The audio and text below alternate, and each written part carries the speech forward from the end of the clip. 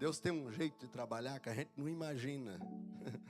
E se você puder, abra sua Bíblia em Ezequiel, capítulo 35. Eu quero ser bem objetivo naquilo que Deus entregou para que eu entregasse ao seu coração. Você não vai sair daqui sem uma palavra de Deus para a tua vida. Ezequiel, capítulo 35, verso de número 6, apenas um verso. Apenas um verso.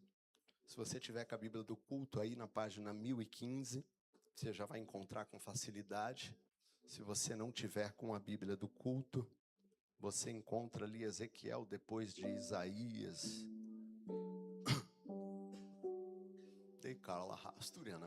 É assim que Deus faz, né? Às vezes a gente passa maquiagem, vem para o culto e chega aqui, Deus fala, maquiagem, borra, tudo é desse jeito. Vai entender, né, Deus? Como é que vai entender Deus? Eu estou sentindo Deus aqui nesse lugar. Que culto gostoso. Diz assim a palavra do Senhor. Ezequiel 35, 6. Pode colocar. Aí está aí já. Diz assim a palavra do Senhor. Por isso vivo eu, diz o Senhor Jeová, que te preparei para sangue, e o sangue te perseguirá, visto que não aborreceste o sangue te perseguirá.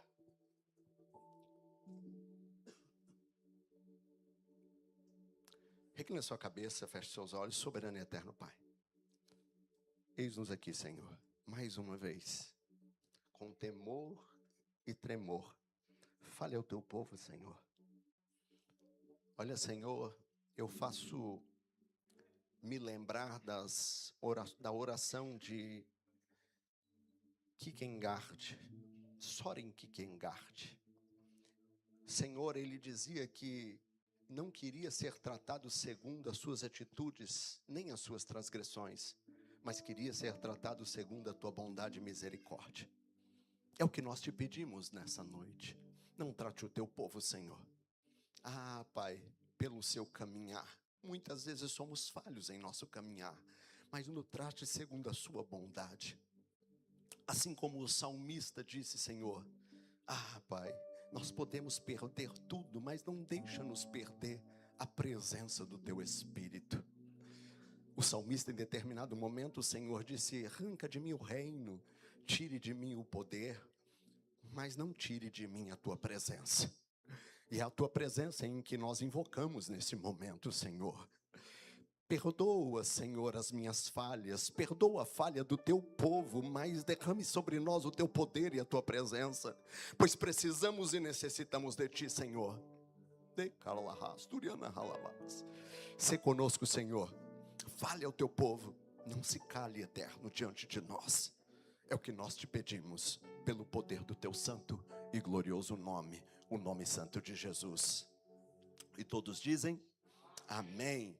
Antes de você sentar, diga para alguém que está perto de você, ou pelo menos para duas pessoas, da esquerda e da direita. Se você tiver mais disposição, fala para quem está atrás e para quem está na frente.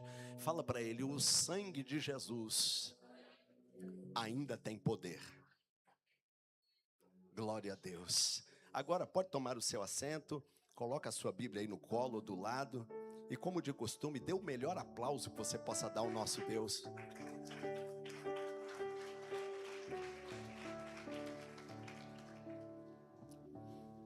Esse verso ele vai falar a respeito da profecia de Ezequiel. Mais uma vez ele profetiza a desolação do monte Seir. Ele fala dos lugares devastados de Israel e da reconstrução de Israel e que Deus teria compaixão do povo. E todas as vezes que Israel entrava em uma batalha, em uma guerra, não foram todas que ele venceu. Israel não saiu vitorioso de todas as batalhas. É interessante isso, porque existem batalhas que nós entramos em que nós não saímos bem dessa batalha. Mas as batalhas não devem ser confundidas com as guerras, porque tem determinadas batalhas travadas que às vezes, como Israel, Deus quer nos mostrar algo. Deus quer nos revelar algo. Deus quer nos fazer forjar ou forjar em nós algo. E nem todas as batalhas nós vamos sair vitoriosos dela. O que nós não devemos afastar da nossa mente nem no nosso coração é que, muito embora a gente perca uma batalha, Deus nunca vai deixar com que nós perdemos a guerra. Porque a guerra é dele. E nessa guerra, você não tem que guerrear. As batalhas são nossas e travamos ela todos os dias, seja com nós mesmos, ou seja com o cotidiano que nós vivemos. E muitas vezes nós não entendemos, porque como entender o eterno? O eterno não se entende, o eterno se aceita.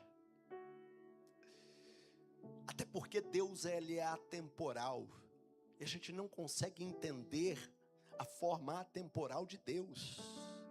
Ele não utiliza o nosso relógio. Para pensar que Deus, ele anda no tempo. Ele anda no tempo. A Bíblia fala que ele volta amanhã. É possível voltar amanhã? Se alguém me ouvisse passando aí fora, vai dizer, esse pastor aí acabou de ficar bilolado, doido, maluco. Ele está perdendo as suas faculdades mentais e o seu juízo já foi para o buraco. Porque como é possível que alguém volte no tempo? Ele volta amanhã, mas o que tem amanhã? Tem o meu passado. E ele volta lá, e a Bíblia diz que ele pega esse passado, joga em um mar de esquecimento, e dele ninguém se lembra mais. Porque às vezes nós somos marcados por marcas do nosso passado, seja por coisas ruins ou coisas boas que aconteceu. As coisas ruins marcam de forma negativa, e a gente continua vivendo esse passado marcado por algo negativo, seja por traumas, e seja por qualquer outra coisa. Ou às vezes um passado positivo, como eu era feliz, ou como eu era bom naquilo, ou como aquele momento foi bom, mas o que Deus tem para você viver é algo muito melhor. E você não está entendendo isso porque você continua preso a esse passado. Mas Deus vai lá no passado, Ele mexe no passado, apaga o passado e volta hoje aqui no presente para dizer, ei, você está perdoado em nome de Jesus. Ei, você é uma nova pessoa em nome de Jesus. Ei, você vai viver uma nova história em nome de Jesus. E pelo poder do nome de Jesus eu estou dizendo, há uma nova história vivendo, reservada para que você viva. E se Deus volta amanhã, aliás, se Deus volta ontem, Ele vai amanhã,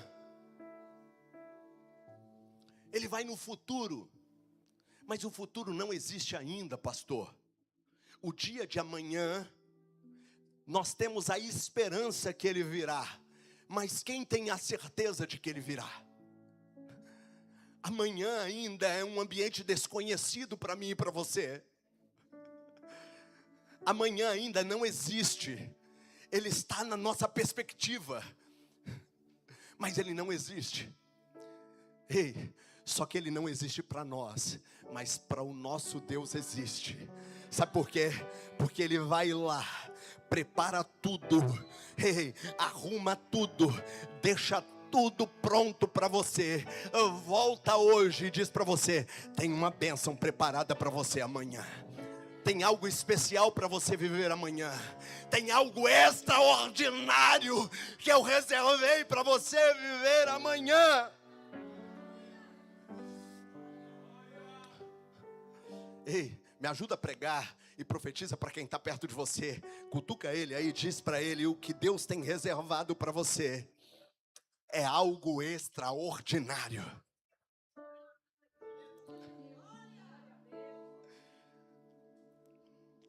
E dentro dessa questão atemporal de Deus, Eu fui pesquisar os historiadores a respeito do tempo da Terra. Contam os historiadores que a Terra tem 6.000 anos. Mas isso há uma controvérsia entre cientistas. O nosso calendário é marcado por 2.000 anos após Cristo. O calendário é dividido entre o nascimento de Cristo, a vinda de Cristo, a existência de Cristo, antes e depois.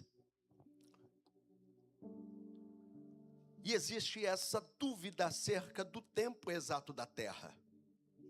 Mas a única controvérsia que nós não encontramos entre o cientista e entre a ciência é que os dinossauros não conviveram com o homem e que eles existiram. E é interessante porque todas as coisas foram criadas por Deus. Deus cria anjos, serafins, arcanjos, querubins. Entre eles, ele cria um anjo chamado Lúcifer. Mas o coração de Lúcifer é dominado por um mal terrível. Um mal terribilíssimo. A Bíblia vai dizer lá em Isaías 14, 12, 13 e 14, que ele desejou ser semelhante a Deus. Ele desejou ser igual a Deus. É tão interessante isso que a Bíblia não vai dizer que ele quis ser menos que Deus. Ele também não quis ser mais que Deus. A Bíblia vai dizer que ele quis ser semelhante a Deus. E nesse contexto a inveja toma conta do coração de Lúcifer. E a ira do Senhor se acende. A ira do Senhor se volta contra ele como nunca anteriormente visto. E a Bíblia vai dizer que ele é lançado dos céus. Ele é expulso do céu. Ele e seus adébitos. E ele é arremessado do céu à terra. E aí nós temos a caída de Lúcifer. E a caída de Lúcifer contamina a terra. Há quem diga que a terra se tornou-se sem forma e vazia a partir da caída de Lúcifer. Russell Shedd, em suas versões bíblicas, ele já imprime essa versão. Ele diz que aonde se lê a terra era, deveria se ler do original, Gênesis 2, verso 1, traduzido é, tornou-se sem forma e vazia, com a caída de Lúcifer. Imagine a ira de Deus, o poder da ira de Deus, lançando Lúcifer na terra como uma fúria jamais vista, materializada através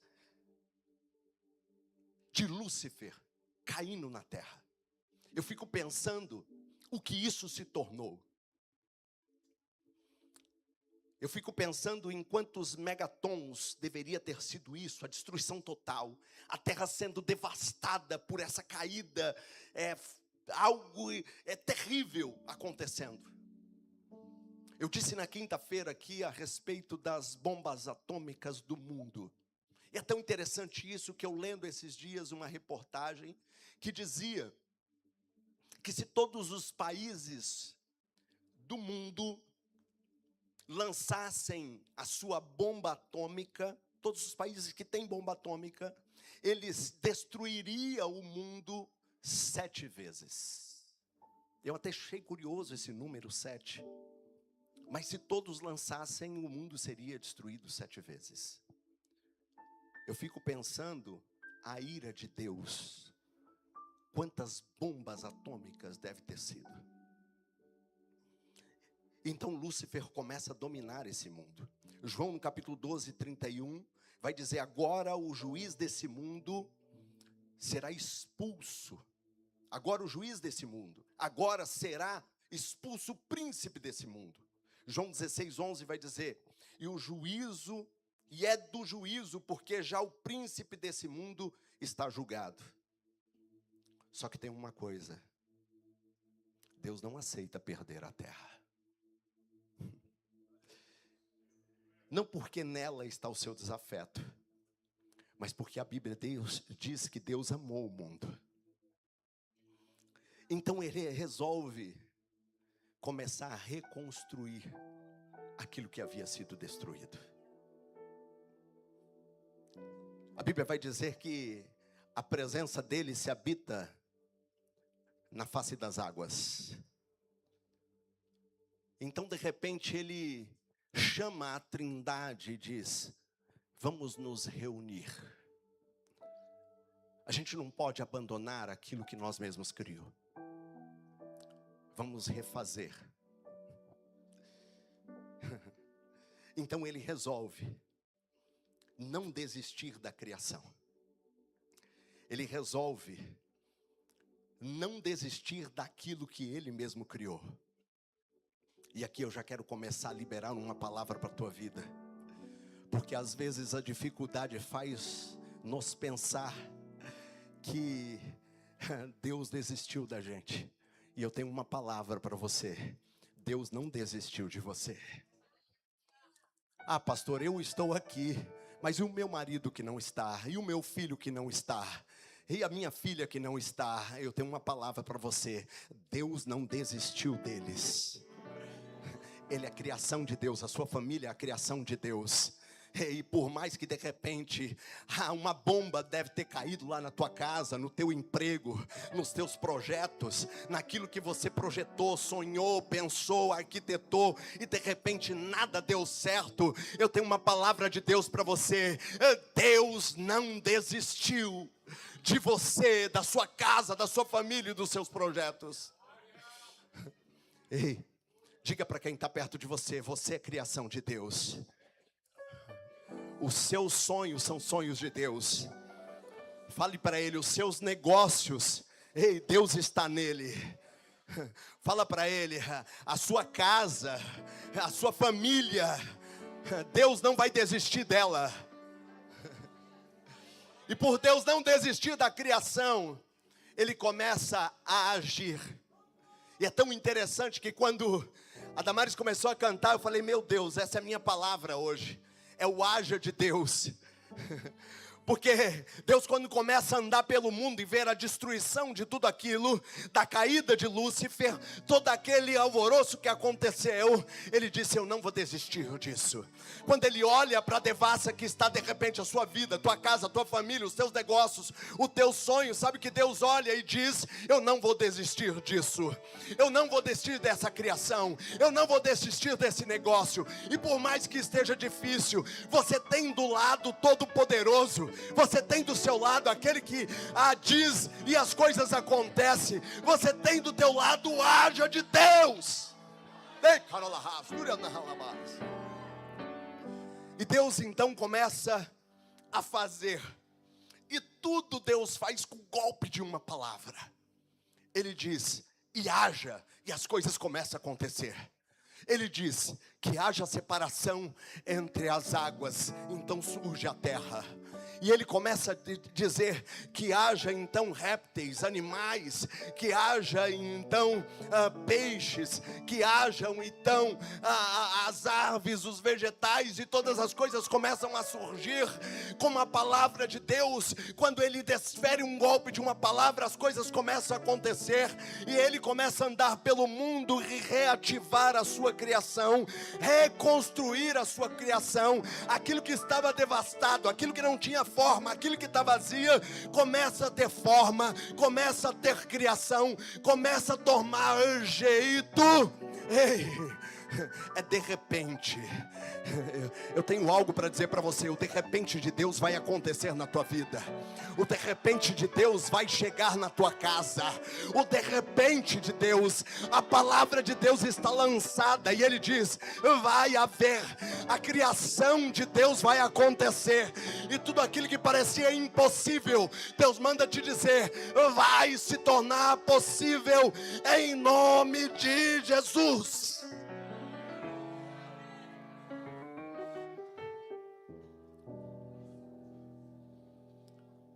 Sabe o que é interessante?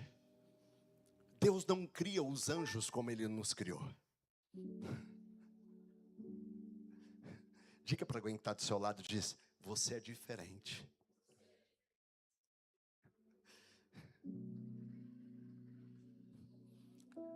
É Deus de longe refazendo o que a caída de Lúcifer havia destruído.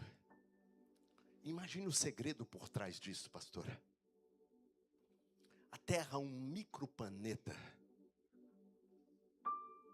300 vezes menor do que Júpiter. Mas ela está ali. E Deus olha. E de repente eles se reúnem. Todos silenciam. Depois dele refazer todas as coisas, depois de tudo tomar forma,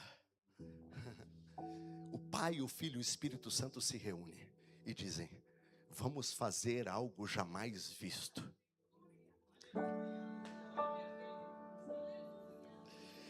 Então, depois que ele cria toda a terra, a Bíblia diz que ele vai criar a excelência da sua criação.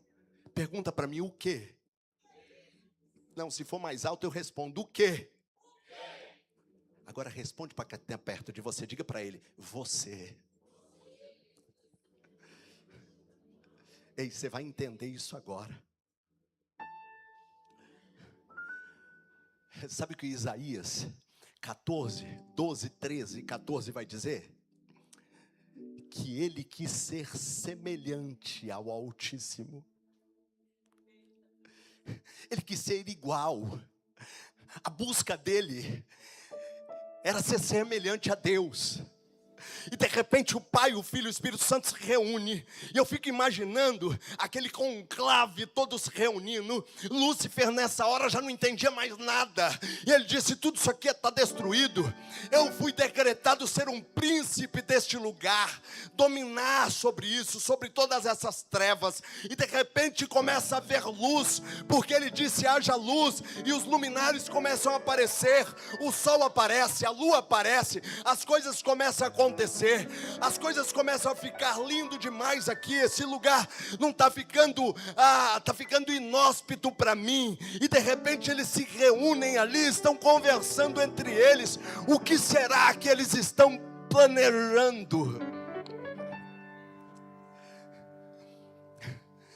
E aí quando eles conversam, eu estou aqui parafraseando, apenas para que você entenda o teu valor.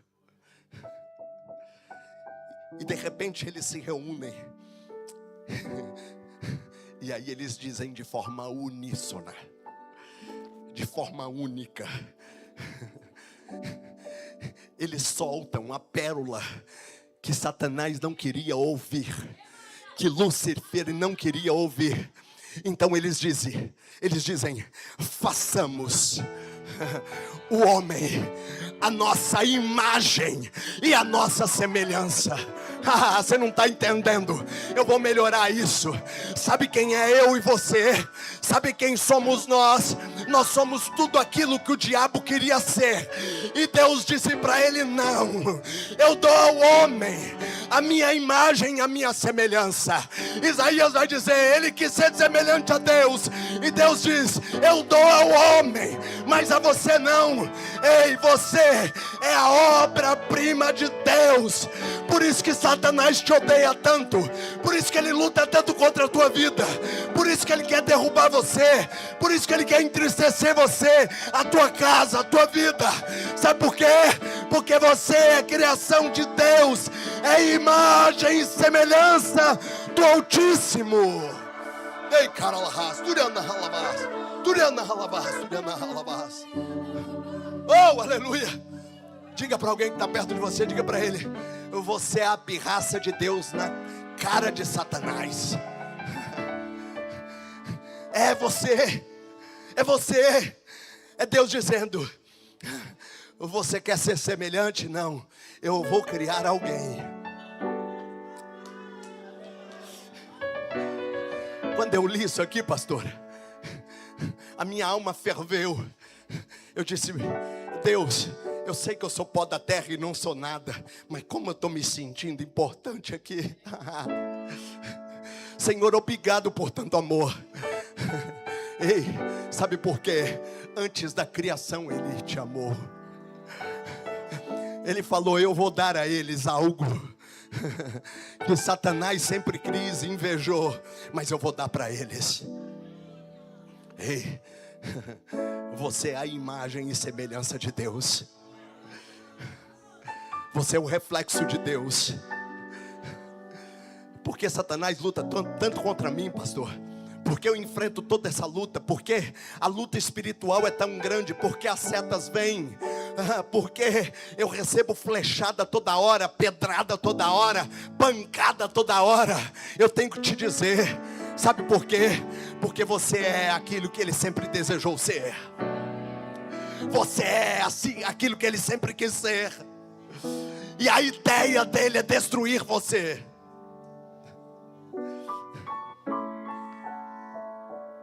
Ele não desistiu. Deus coloca o homem na terra, vivendo de forma perfeita. Mas lá vem a serpente e diz: eu não aceito. Cai a raça humana. O pecado entra pela vida de Adão e Eva e amaldiçoa a terra. A terra amaldiçoada. A primeira coisa que eles sentem é a necessidade de se vestir. Se sentiam nus. Adão faz roupa de folhas de figueira.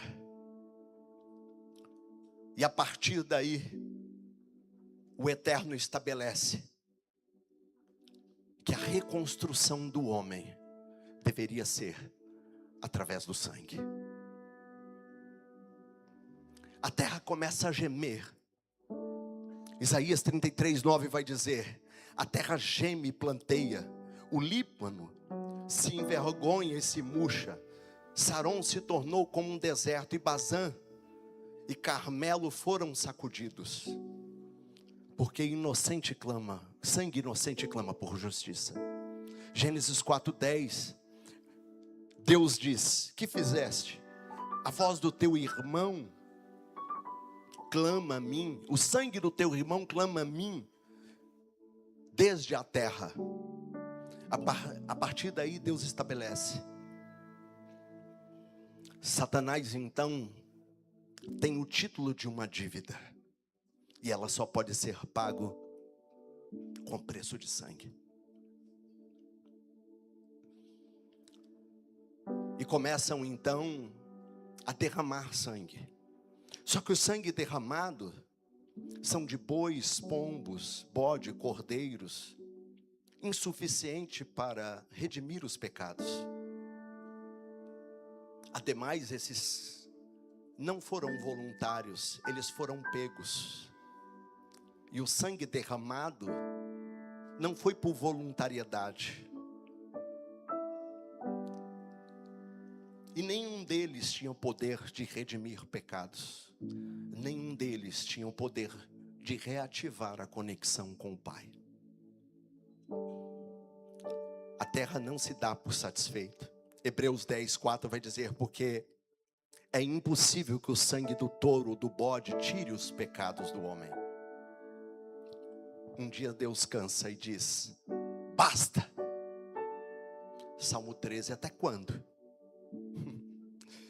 Satanás, que tem esse título dessa dívida, começa a afrontar. Eu preciso de sangue, mas ter que ser sangue voluntariado. Deus olha dos céus, e a Bíblia vai dizer que olhando ele dos céus, não viu um justo sequer. Ninguém era capaz de pagar a dívida, porque todos estavam contaminados com o pecado. Aí Deus dá a chave final: quem há de ir por nós? Eu quero parafrasear de novo, e eu fico imaginando e dou asas à minha imaginação, a Trindade novamente se reunindo e dizendo: a nossa melhor criação, a excelência da obra das nossas mãos caiu no pecado. O que iremos fazer? E eu vejo então o filho levantar a mão e dizendo: Pai, eu vou por eles. Pai, eu não vou deixar que a excelência da obra das nossas mãos se percam. Eu vou por eles. E de repente, uma voz ecoa do alto e grita: Maria! Maria! Lucas 1:26 vai dizer que no 6º mês foi o anjo Gabriel enviado por Deus à cidade da Galileia de Nazaré.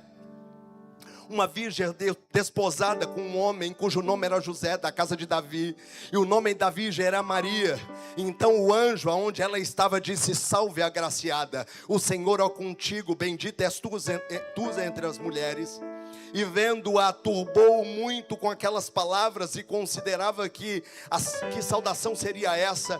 E disse-lhe então o anjo: Maria, não temas, porque achaste graça diante de Deus. E eis que o teu ventre concederá e dará à luz a um filho, e pô-la-ás o nome de Jesus. E este será grande, e será chamado Filho do Altíssimo.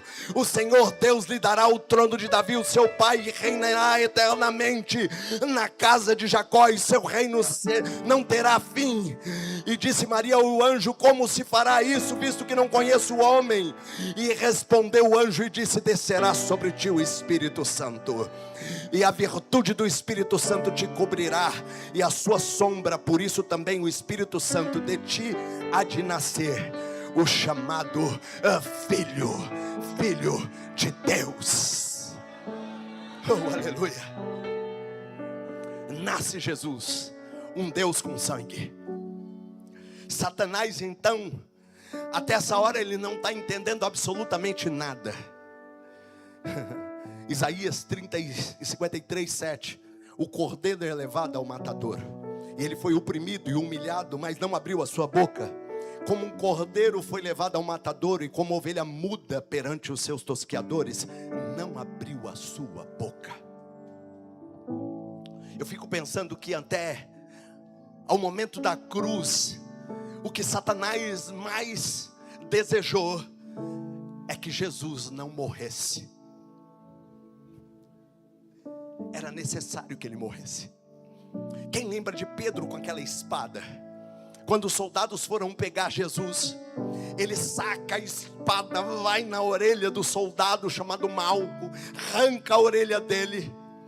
Jesus retoma a orelha dele no lugar, cura ele, repreende então Pedro. Chega um momento de Jesus olhar para ele e dizer: para trás de mim, Satanás, porque ele tinha propósito, e quem tem propósito não para pelo meio do caminho. Quem tem propósito, não fica dando ouvido aos cães que estão latindo pelo caminho. Quem tem propósito, mesmo que tropecem nas pedras que estão no meio do caminho, continua rumando em direção ao seu propósito. Só quem tem propósito levanta a mão, que eu quero liberar uma palavra desse altar santo. Nada vai impedir você alcançar o teu propósito. Eu quero profetizar força, virtude do Espírito Santo do Senhor, e nenhuma voz estranha, contrária, nenhuma pedra pelo caminho vai atrapalhar os propósitos que Deus tem colocado na tua vida. Receba virtude, fortaleza do Espírito Santo do Senhor. Oh, aleluia.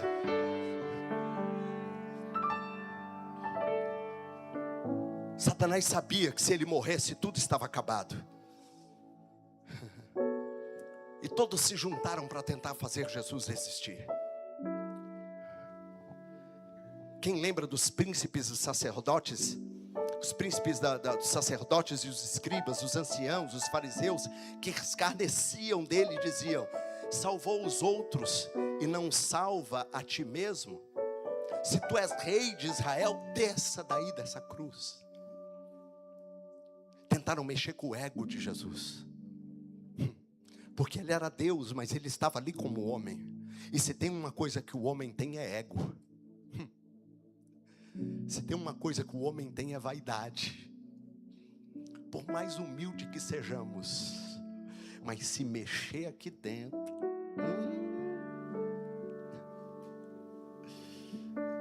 não pisa no meu calo, porque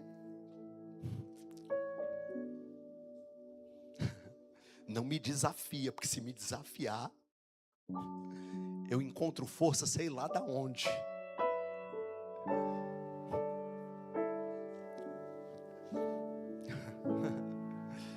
Sabe o que Deus está dizendo para você?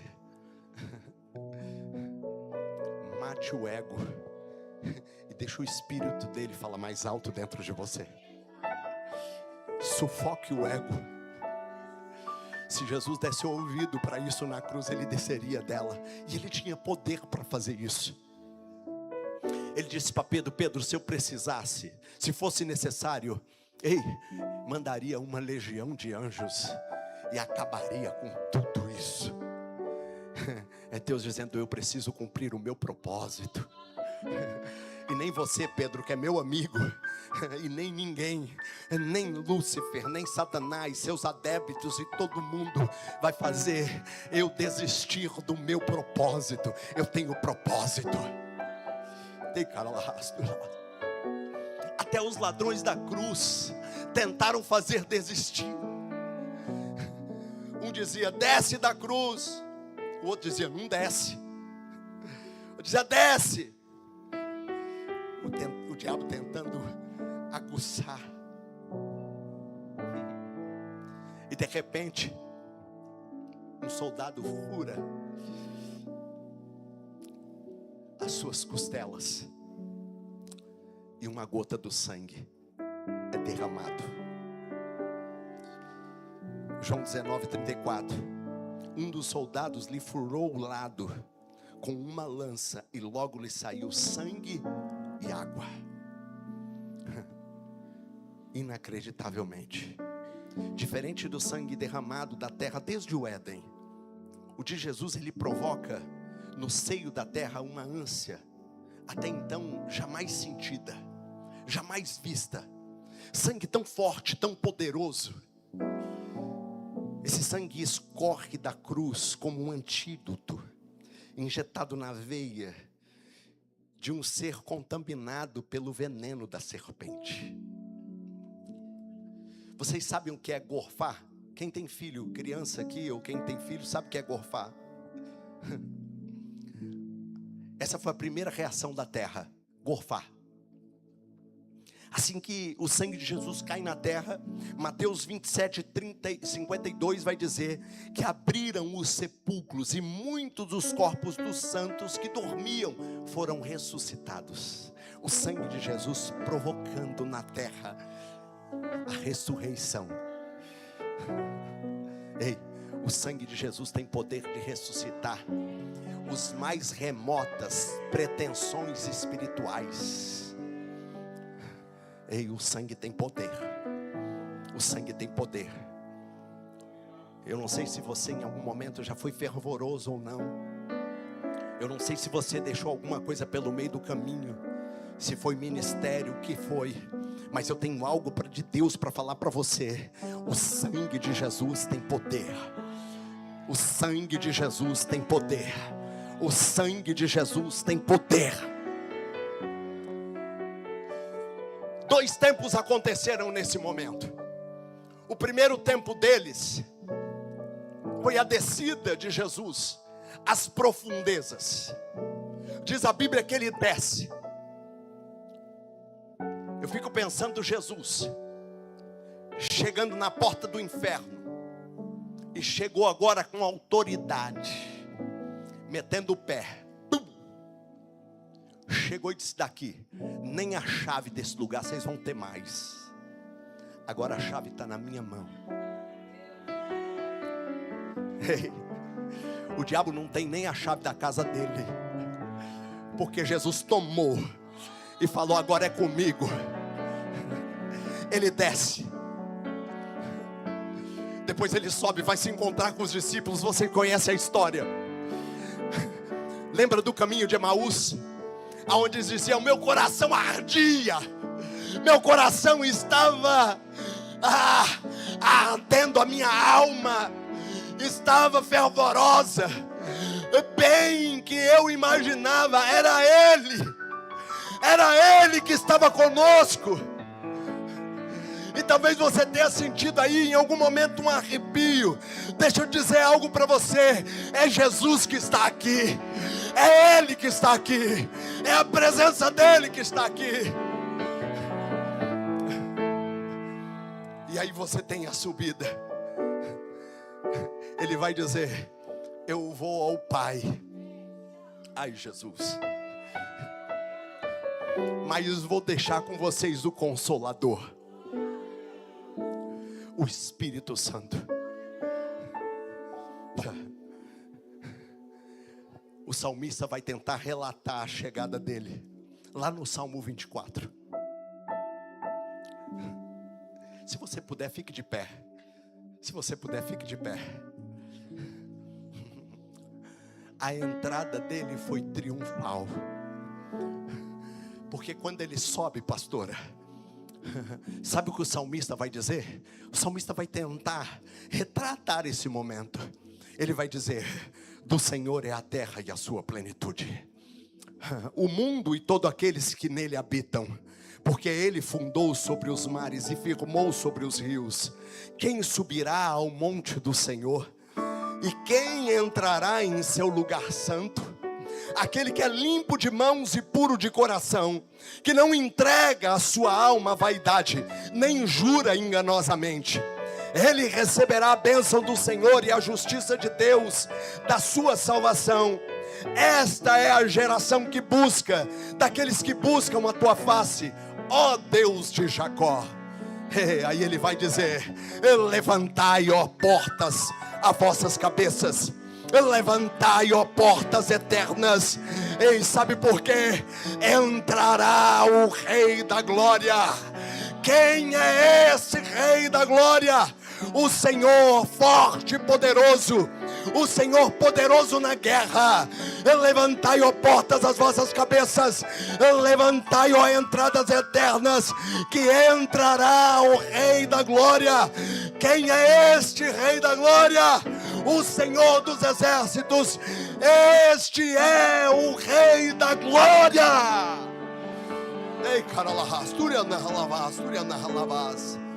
Ei, pergunta para quem está perto de você, diga para ele: sabe o que o sangue de Jesus pode produzir na vida do crente? Responde para ele: purificação dos pecados. Fale para ele: comunhão com o Senhor. Enquanto já prepara o microfone para Damares vir aqui louvar. Ei, diga para ele: sabe o que o sangue do Senhor pode fazer na vida do crente? Diga para ele, pergunta para ele aí: sabe o que o sangue do Senhor pode, sabe o que o sangue de Jesus pode fazer na vida do crente? Fale para ele, pergunte para ele. Fala para ele: comunhão com o Senhor. Ei, todos os cordeiros morreram, mas nenhum deles foram entregues. Mas a história humana mudou quando Ele se entregou e derramou o sangue dele, para que eu e você pudesse ter vida, e vida com abundância. Ei, levanta sua mão e repita após mim: o sangue de Jesus me purifica de todo pecado. O sangue de Jesus tem poder para me livrar do mal. Ei, melhore isso e diga: o sangue de Jesus é o sangue que me purifica de todo mal. Ei, aplauda ao Senhor.